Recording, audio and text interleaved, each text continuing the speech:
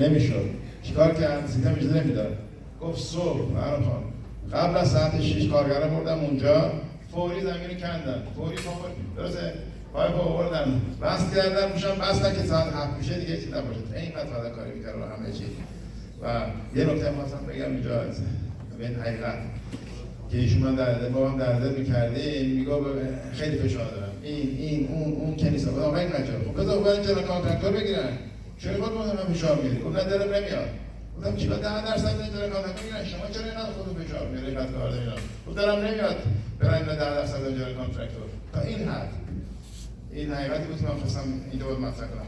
در این قسمت تشکر دارم آقای شهزاده از دنیال عزیز، زنده باشه 120 سال پسراشون دنیل. بفهمید چند دقیقه صحبت کنید. ایشون که در کار خسته، نگهبانی، شومری، سکیوریتی، همه چی اصلا زنده باشه و خوبی. بفهمید.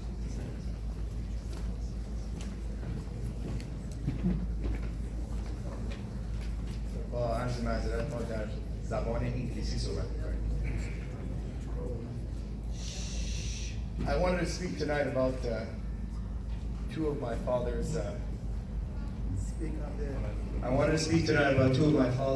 characteristics. He was a man of many talents, but tonight I wanted to speak about his respect and support of Torah, and he lived with God. Whatever he did, he knew you work for God, God is with you. So I just wanted to speak about the story of how he ended up in the United States. He had actually bought some property here even before the revolution. He knew he got to get out of it. Iran, I don't know how he knew, but he knew the writing was on the wall. So we'll start with how he ended when he went to the army. So, when my father was a child, he had a very rough childhood, but as the years went on, the family got some maqam, as they say, they got a little bit higher in class. And they had it in with the person that was in charge of recruiting and putting where the soldiers end up being trained, where they go to basic training. So he went to this gentleman. He was a general. He said, whatever his name, I forgot his name. He said, please, I have a few businesses. Please put me near Tehran.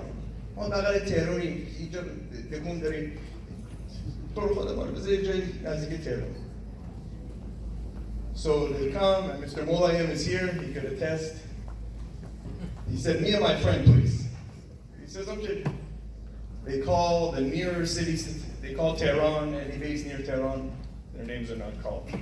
They call the things are farther away, till it reaches Markaz Piyadeh Shiraz, where they train commandos in Shiraz.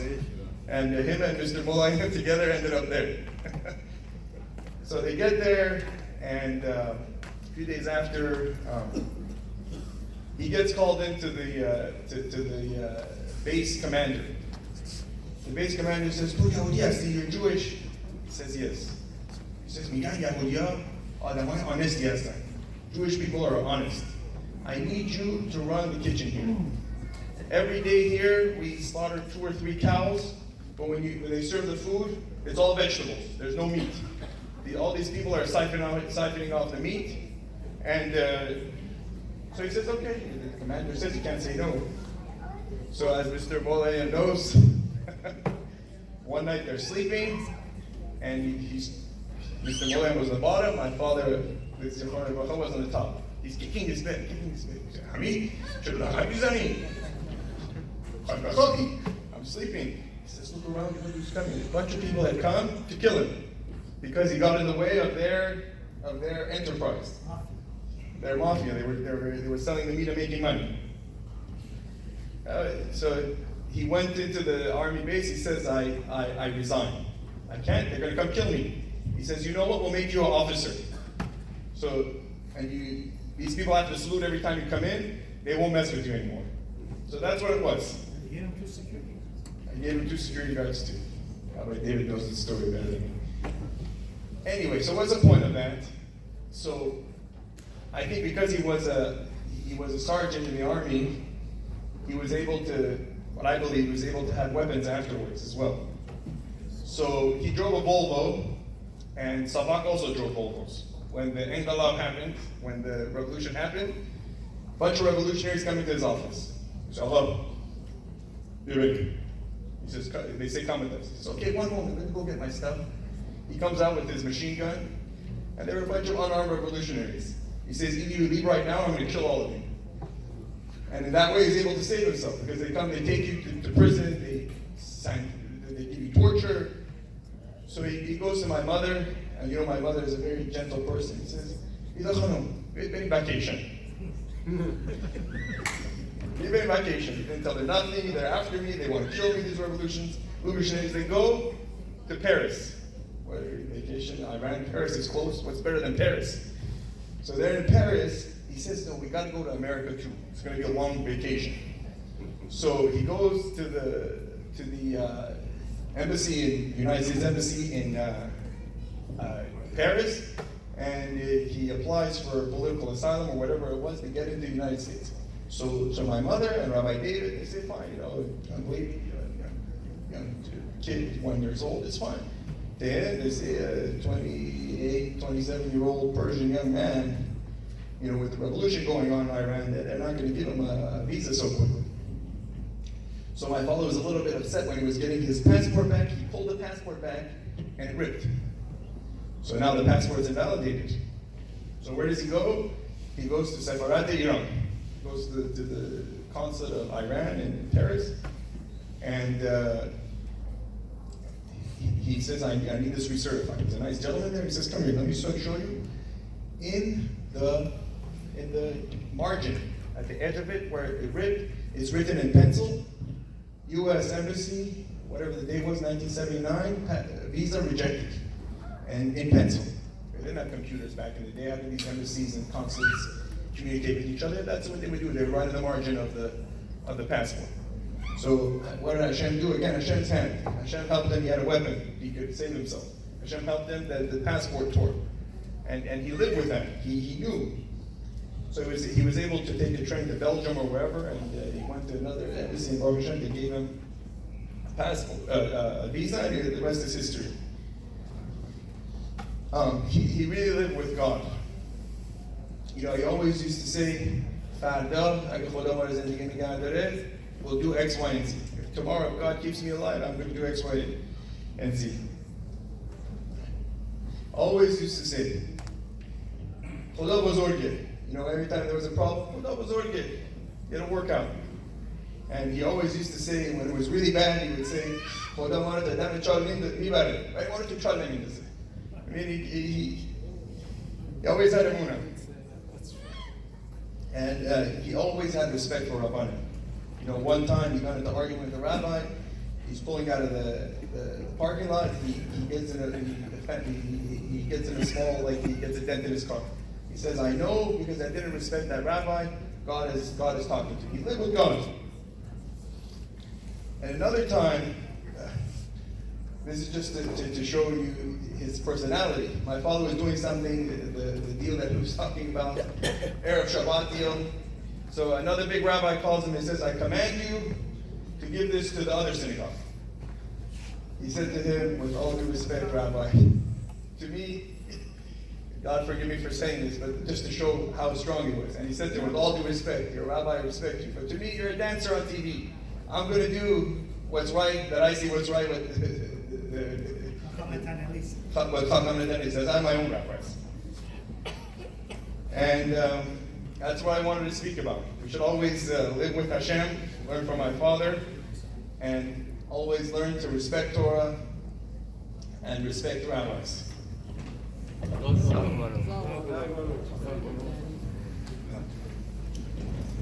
برای من به خاطر تعریف کردن ایشون تهران تاکسی داشتن گفت 150 تاکسی داشتیم اون سربازی اومدن این همه راننده هم چاقوکش و همه قلدر اومدن همهشون اومدن اونجا قلدری و با چاقو گفت من گرفتم باشون دعواست زدم با چکمه سربازی زیر دستشون فلان کردم همهشون ترسیدن ضرر کردن خیلی کارای چیزی میگم روی شاد باشه در این قسمت از جناب رب شمتوف سالهای سال کده رو بچرخونن، همون تورای لس آنجلس رو خواهش تشبیه.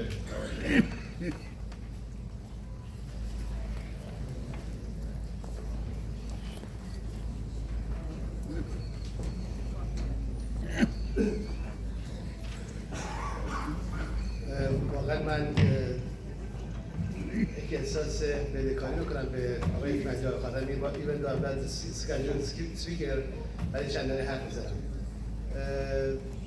یه بارا میفرماد یه بار یکی از خخامیم رفت ایران از اسرائیل، ولی متاسفانه توی اون قسمتی که توی ایران بود مثل ایلام متاسفانه خیلی مردمگیر خیلی زیاد بود و میاد پیش این راه و میاد ببین خانواده ها متاسفانه همه عزادار هستن، بچه ها زود فوت میکنن و بهشون میگه که ببینم آیا شما کهن هستید؟ میگن آره ما کهن هستیم. یا ممکنه که شما از خاندان الی باشید. خاندان الی کی بود؟ الی کوهنگادور. متاسفانه بچه هاش کارهای ناشایسته کردن و شمول عنابی به اصطلاح به اونا گفتش که خداوند گفته که چون شما کار ناشایسته کردید متاسفانه زود فوت میکنید، ولی خداوند فرموده که گناه این بچه‌های الی با قربان پاک نمیشه. بنابراین این راه بهشون گفتش که ببینید با قربان پاک نمیشه، ولی اگه که شما تورا داشته باشید و خست داشته باشید پاک میشه.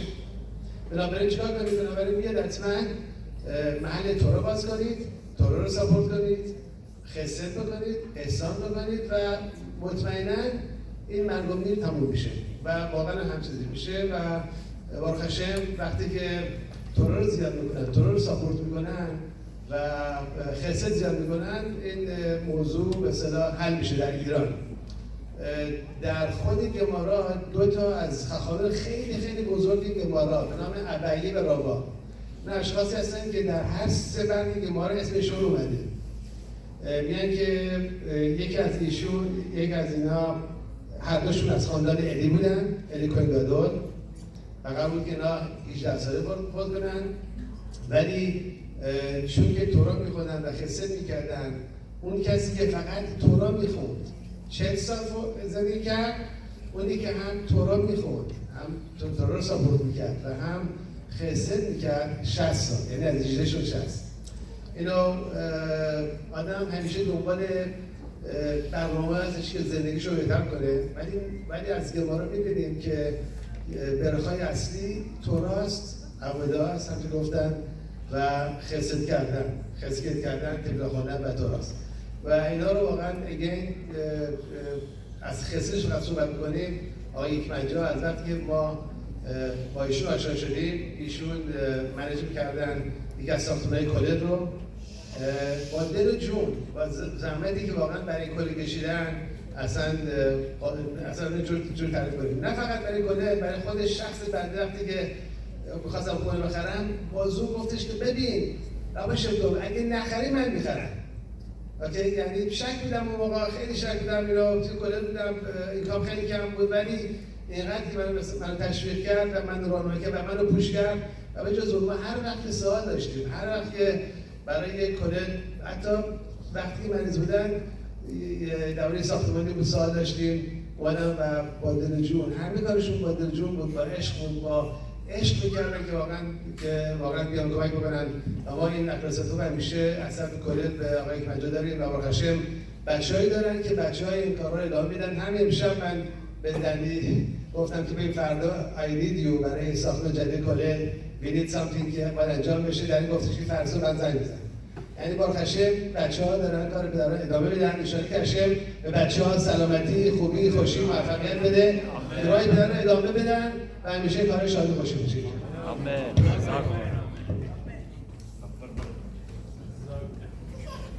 خیلی ربانی بیشتری هستن که امشب میتونستن یا وعده بدن که اینقدر گفته شد که واقعا جای اون هم خالیه. در این قسمت از یوسف عزیز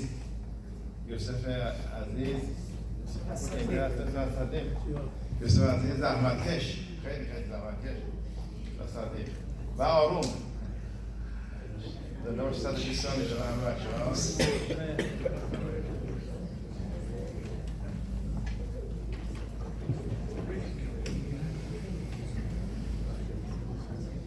שלום, זה נסיעה מזנם, מעזרת לכם.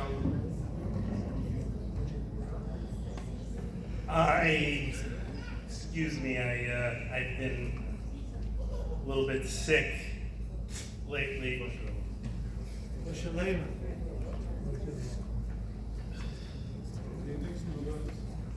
My father, what can I say about him? I work in the business he made.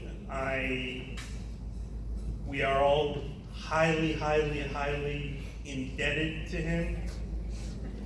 And every day that goes by, I learn another lesson that he taught, and I didn't learn at the time that he told it over to me. My father was a very, he was a general. He loved hard work, he loved his family, and he was a man of truth. He found many things important in his life, but above everything else, as my brother said, it was Torah. He would learn every single day, and he taught me a very important lesson that everything that happens in life happens for a reason, and you need to look for what it is and what it was. The other important thing for my father in his life was his family. And he did everything that was within his family to set not only his children up, but his siblings and anyone else that he could help to become self-sufficient. And that was something very important that I learned from him. Instead of giving a man a fish, he would teach them how to fish. Instead of having them eat for a day, he would teach them to be able to support themselves for the rest of their lives. He taught me very important lessons, and one of the most important things that he taught me in the way of example was anytime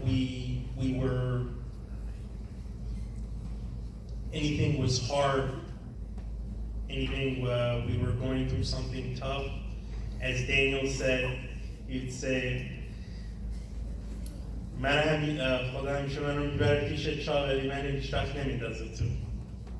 and he really had a very solid emunah in Hashem. His family was so important to him that not only did he think for himself, he thought years in advance. And I remember when he was on his deathbed and he was about to pass away, Daniel had brought someone in, and the person said he's not leaving, he's hanging on because he's afraid for his children. And I remember me and my siblings, we stood around the bed and we said we will take care of our younger siblings, Yael, Yehuda, and Malka, and we will make sure that they will reach their place, they will be taken care of. And since that year has passed, this has not changed, and it's become more important because my father this was, he used to say to us, "Shoma yad gereftit." You guys learned, you guys are established. They haven't. And I am going to do my very hardest to make sure that they live a comfortable, fruitful, and most importantly, happy life and reach adulthood and beyond, and happiness and health. I would like to speak briefly about my father's quote-unquote 8th child, this Shlomo. He loved this Shlomo more than many other things in life. I did not understand it. He had a love for this Shlomo that was unsubsiding. He lived in a community that he was highly regarded, that was highly established, Pico Robertson, and he moved himself out to the quote-unquote desert, and he brought his son and his family here, and he loved this place. And as I said at the last time, I will do my best to continue his legacy, which is to bring a kollel and to reach his goal. I just want to finish with one last story about my father and his what he was to me.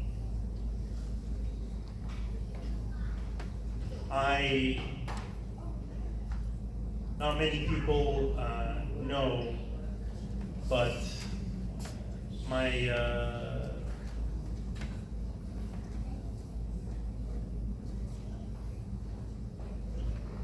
this is difficult for me to say, but there was a time that I was extremely depressed because I had gone through a relationship that was unfortunately unfruitful, and my father came to me and he spoke to me. I remember I was in my room and he came, he sat, and he was extremely tired, and it was an extremely hard time for the business, and he took the time to really speak to me about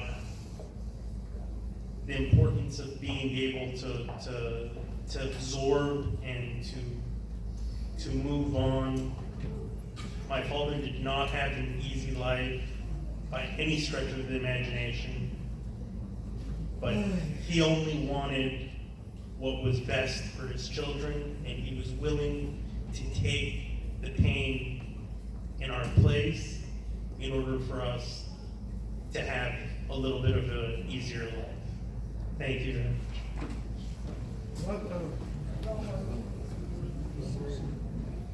زنده باشیم استفخان و همه برادرها. فقط اخران خبیبی راو داوید خمرتون به قبل از اون خواستم بگم راو داوید چجور اومد اینجا. همچنین گفتم همیشه ما مشورت میکنیم. لطفاً خواهش میکنم که برای شام تشریفشون برخوان گفتن که برخوان برای گروه مرحوم خیلی خیلی موثر، خواهش میکنم تشریفش برای شام. وقتی اینجا رو خریدن و جناب آقای مجای خود دنبال راه هم بودیم دیگه، ما هم صحبت میکردیم یک دو رفاره بردن مصاحبه. آقای مجای شما پسرتون الان تو بروسیه ایشون بالاتون باره چرا اون نمیاری؟ اون رفایی نشده هنوز نمیاد. گفتم بذار باش صحبت کنم. اومدین اینقدر خرج کردیم از زحمت اینجا رو خریدیم، میخوای راه غریبه بیاری؟ خب پسرت رو بیاری. گفت باش صحبت کن. زنگ دادم راو داوید گفت من عروس میخوام دارم چیز ندارم کجا بیام؟ تشریف اینجا پدرتون کنیسه خریده به راه اینجا بشید. میخواد بعدا میگیری. و هی زنگ میزنیم بهشون که خانم شما این کیه، دایید زنگ میزنه و واقعا سکریفای کرده.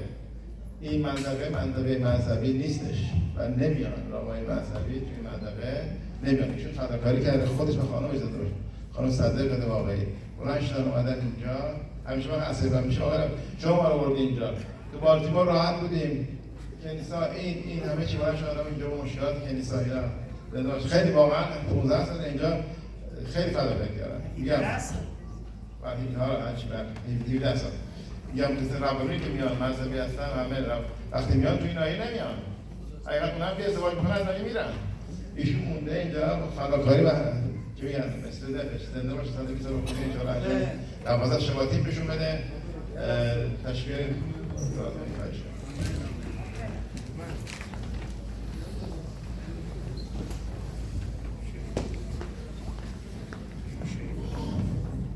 عرض تشکر واسه همه که اومدن.